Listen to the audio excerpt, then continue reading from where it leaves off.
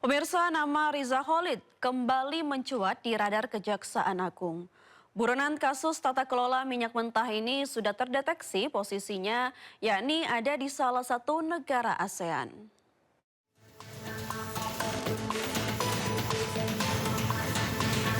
Kejaksaan Agung mengendus keberadaan tersangka kasus tata kelola minyak mentah Riza Khalid yang telah menjadi buronan internasional usai Interpol terbitkan Red Notice.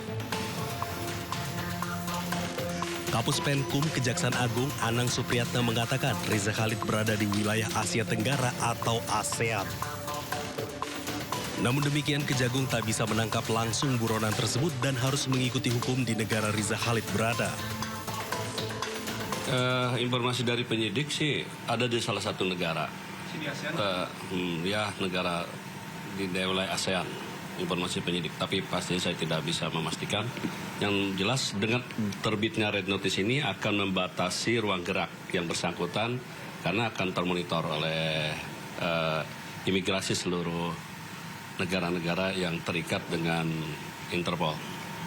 Tapi ingat bahwa ini kan terbitnya Red Notice tidak serta-merta langsung dapat kita menangkap. Ini kan ada di negara lain dan tentu di situ juga ada kedaulatan hukum kepentingan nasional masing-masing dan sistem hukumnya yang berbeda.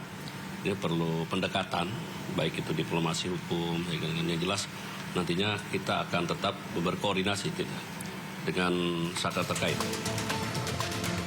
Red Notice Riza Khalid resmi terbit pada 23 Januari 2026. Dengan terbitnya Red Notice ini, gerak Riza Khalid semakin terbatas. Kejagung pun berkoordinasi dengan pihak terkait untuk segera menangkap saudagar minyak tersebut. Penyidik di Polsek Cilandak dijatuhi sanksi gara-gara kedapatan pakai kertas bekas saat menyusun dokumen BAP. Hal ini sempat memicu tudingan adanya rekayasa kasus.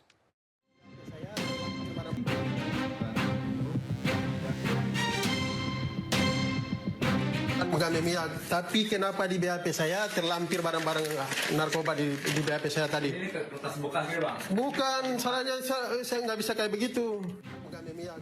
Polda Metro Jaya mendalami kasus viralnya rekayasa berita acara pidana atau BAP dalam penanganan kasus penganiayaan di Polsek Cilandak, Jakarta Selatan. Berdasarkan hasil pemeriksaan yang dilakukan Bid Propam Polda Metro Jaya terhadap penyidik Aibda PD, serta pemeriksaan rekaman CCTV di ruang penyidik, polisi menyatakan tidak ada rekayasa berita acara pemeriksaan dalam kasus tersebut. Menurut polisi, polemik tersebut hanya kesalahpahaman lantaran penyidik memakai kertas bekas pakai untuk mencetak BAP. Kendati demikian, penyidik Aibda berinisial PD tetap dijatuhi sanksi disiplin karena kelalaian administratif. Bahwa tidak ada terkait tentang rekayasa yang disampaikan oleh saudara IP di dalam unggahan video. Tidak benar bahwa adanya rekayasa pengenaan pasal terkait tentang narkotika. Jadi teman-teman bisa melihat, ini kami buka secara transparan. Ini berita acara, semua halaman terkait tentang proses perkara.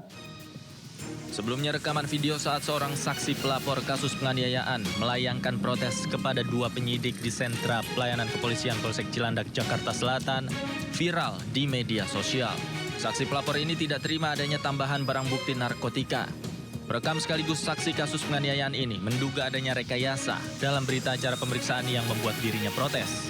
Atas kejadian ini, kedua penyidik Polsek Cilandak, Aibda berinisial PD dan Aibda berinisial S, telah diperiksa Propam. Dari Jakarta, Rian Rizky Rosali, iNews melaporkan. Seorang mahasiswi diduga dilecehkan oleh oknum guru besar di sebuah universitas negeri. Korban trauma berat dan harus dirawat di rumah sakit.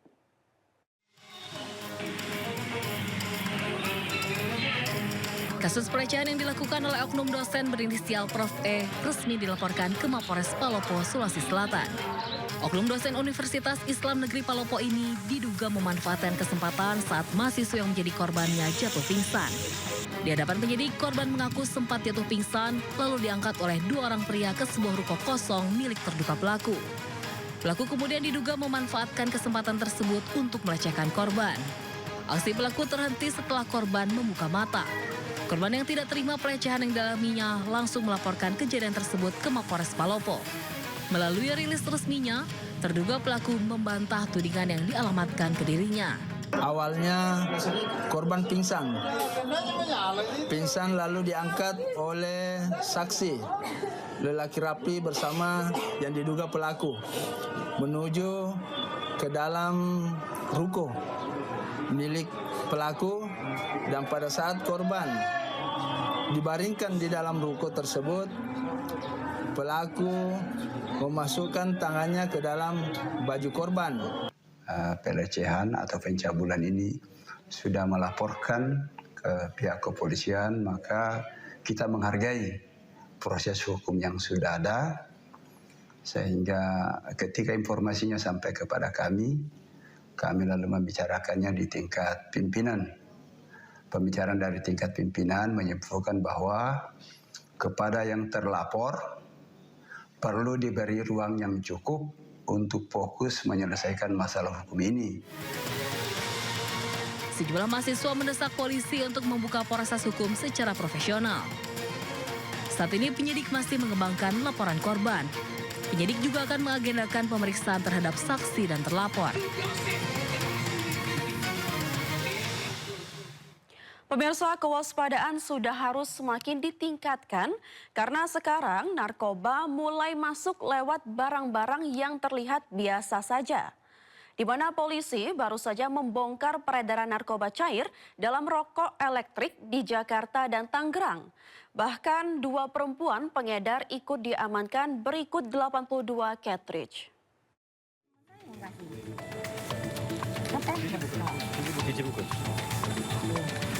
Polisi bongkar kasus peredaran narkoba cair yang dimasukkan dalam rokok elektrik di Jakarta dan Tangerang. Dalam penggerebekan di sebuah apartemen di kawasan Jembatan Besi, Jakarta Barat, polisi menangkap 1 tersangka pengedar yang merupakan perempuan. Dari tangan tersangka S, petugas amankan 45 kartis berisi narkoba cair jenis etomidate. Setelah di Jakarta, petugas juga menggerebek kediaman tersangka lain di kawasan Cipondoh, Tangerang. Petugas pun menangkap 1 tersangka perempuan lain. Dari tangan F, polisi amankan 37 kartridge berisi narkoba cair. Total sebanyak 82 kartridge narkoba cair berhasil diamankan. Telah mengamankan 1 orang wanita berinisial S di lobi Bougainville, apartemen Season City, Jembatan Besi, Tambora, Jakarta Barat. Dan kami mengamankan barang bukti berupa etomidate sebanyak 45 kartridge. Dan selanjutnya kami kembangkan. Selanjutnya pada hari Selasa tanggal 3 Februari sekitar pukul 02.00 WIB kami kembali dapat mengamankan 1 orang berinisial F di perumahan Green Lake Cluster Eropa, Cipondoh, Tangerang. Dan kami kembali mendapatkan barang bukti etomidate sebanyak 37 kartridge. Saat ini kedua tersangka berikut barang bukti dibawa ke Polda Metro Jaya untuk dilakukan penyelidikan lebih lanjut. Dari Jakarta, Helmi Sajangbati,